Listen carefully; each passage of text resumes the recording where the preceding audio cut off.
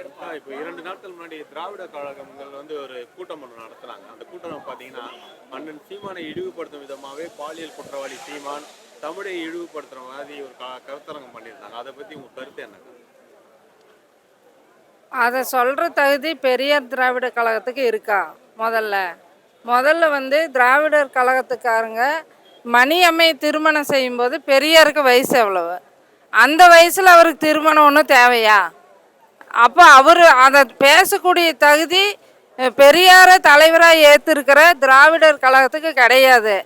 எங்கள் அண்ணனை பாலியல் குற்றவாளின்னு சொல்கிறதுக்கு என்ன தகுதி இருக்குது உங்களுக்கு? பெண்கள்னா இயற்கையாகவே வந்து அந்த 18 வயதில் காதல் வயப்படுறது உண்மைதான். அந்த அம்மாவே வழக்கு போட்டு அந்த அம்மாவே இன்னைக்கு வெளியேறிட்டாங்க, மன்னிப்பு கோரி வழக்கு அதோட முடிஞ்சிருச்சு. இனி அதை பற்றி பேசுறதுல பிரயோஜனமே கிடையாது. இன்னைக்கு தமிழ் தேசியத்தை வளர்க்கறதுக்கு இந்த தமிழ்நாட்டில் யார் இருக்கா? யார் முதல் தமிழ் தேசியத்தை வளர்த்துட்டு இருக்காங்க? எங்கள் அண்ணனை தவிர அண்ணன் சீமான் அவர்கள் தான் இன்னைக்கு தமிழர்களுக்காக எல்லா பகுதிகளையும் போராடிட்டு இருக்கிறாரு. ஒரு மாணவருக்கு இங்கே தமிழ்நாட்டுக்குள்ளே இத்தனை பாலியல் குற்றங்கள் நடந்துட்டுருக்கு. இதை பற்றி வீரமணியோ இல்லை திராவிடர் கழகத்தில் இருக்கிற உறுப்பினர்களோ யாராவது இது வரைக்கும் ஒரு வார்த்தை பேசியிருக்கீங்களா? கனியாமூரில் ஒரு குழந்தை இறந்து போச்சுல, அதை பற்றி யார் வாய் திறந்தீங்க? எத்தனையோ பிரச்சனைகள் இந்த நாட்டில், பச்சை குழந்தை இன்னைக்கு திருப்பூருக்குள்ளே அத்தனை பாலியல் குற்றங்கள் நடந்துட்டுருக்கு.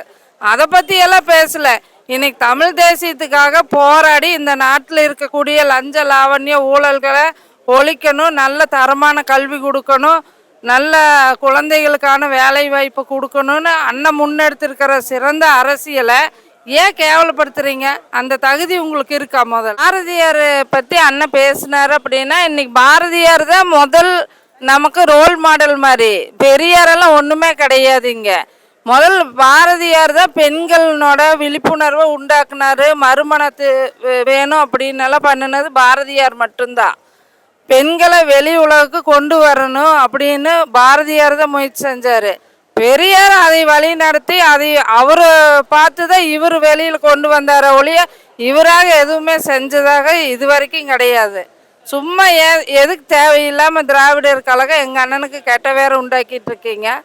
மைனர் வீரமணின்னு சொல்லிட்டு திராவிட கழகத்துக்கு ஆதரவாக இருக்கிற ஒருத்தன் பாரதியார் வந்து என்ன சொல்லியிருக்காங்கன்னா, கஞ்சா குடிக்கு பாரதின்னு சொல்லி காணொலியே பேசியிருக்கான். அதோட கருத்து அவனுக்கு என்ன நீங்கள் பதிலடி கொடுக்க போறீங்க? கஞ்சா குடிக்கிறதுக்கு பாரதி இருந்த காலத்தில் கஞ்சாங்கிறது ஒன்று இருந்துதான்னு தெரியாது. இன்னைக்கு இருக்கிற சாராய ஊழல், இன்னைக்கு திமுகக்கு நீங்கள் ஆதரவு தரீங்க. திமுக என்ன செய்யுது? முக்குக்கு முக்கு ஒரு தெருவுக்கு 4 சாராய கடை திறந்து வச்சிருக்குது.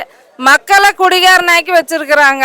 இது உங்க கண்ணுக்கு தெரியல. செத்து போன பாரதியார் நினைவு வந்து இன்னைக்கு அவர் கஞ்சா குடிச்சாரானா அந்த காலகட்டத்தில் கஞ்சா இருந்துதானே தெரியாது. நான் சீமான் அவர்கள் வந்து பாரதியாருக்காக ஒரு ஸ்பீச் கொடுத்தாருங்கிறதுக்காக நீங்கள் அந்த காண்டில் தான் இப்போ வந்து இந்த மாதிரி சொல்லிட்டு இருக்கிறீங்களா? பாரதியாரை பற்றி பேசுறதுக்கு உங்களுக்கெல்லாம் என்னதான் தகுதி இருக்கு? பெரியார் தான் வந்துட்டு படிக்க வச்சாரு அப்படின்னு சொல்லிட்டு ஒரு கருத்து உருவாக்குறாங்க. மக்கள் அந்த அளவுக்கு படிப்பறிவு இல்லாமல் இருக்கிற காலத்துல பெரியார் தான் படிக்க வச்சாருன்னு சொல்றாங்க. அதோட கருத்து என்ன நினைக்கிறீங்க? அப்போ அதுக்கு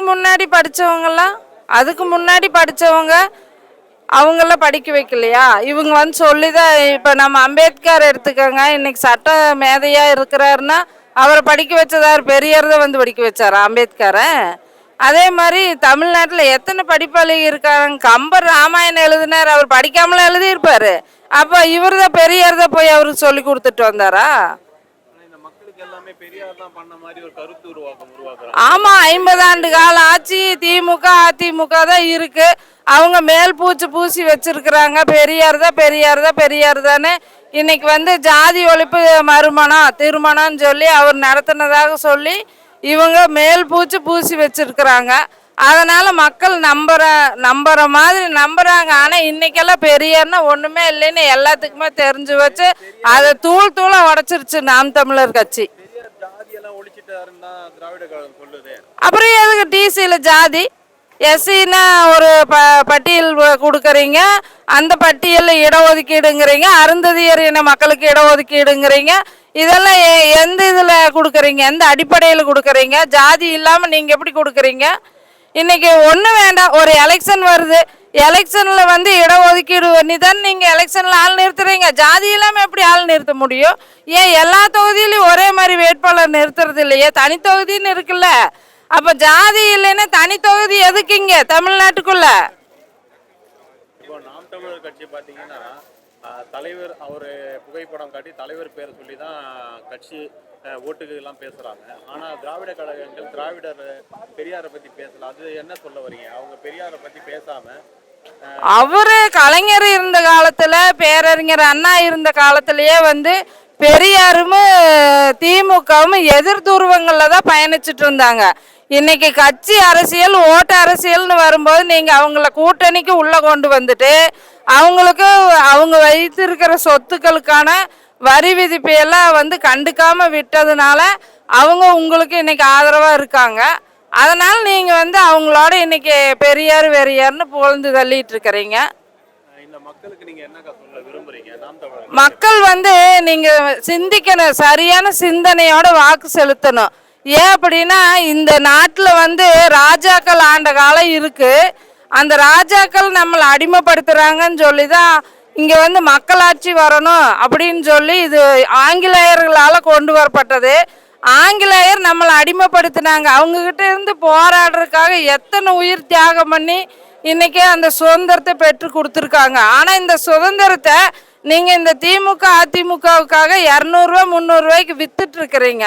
இந்த மக்களாட்சி என்பது மக்களுக்கான ஆட்சி தான். இங்கே மக்களுக்கான ஆட்சி நடக்கல, அரசாங்கத்துக்கான ஆட்சி தான் நடத்திருக்குது. அரசாங்கத்தான ஆட்சி அப்படின்னா அவங்க இஷ்டத்துக்கு வரி விதிக்கிறது அரசாங்கத்திற்கான ஆட்சி. வீட்டு வரி, தண்ணி வரி, ரோட் டேக்ஸு, சொத்து வாங்குறதுலேருந்து எல்லாமே கவர்மெண்ட் வரி விதிக்குது. ஒரு மாத்திரை மருந்து சாப்பிட்றதுனா கூட வரி விதிக்கிறத தான் வாங்க வேண்டியதாக இருக்குது. அப்போ மக்களோட ஆட்சி இங்கே எங்கே நடக்குது? அரசாங்கத்தோட ஆட்சி தான் நடக்குது.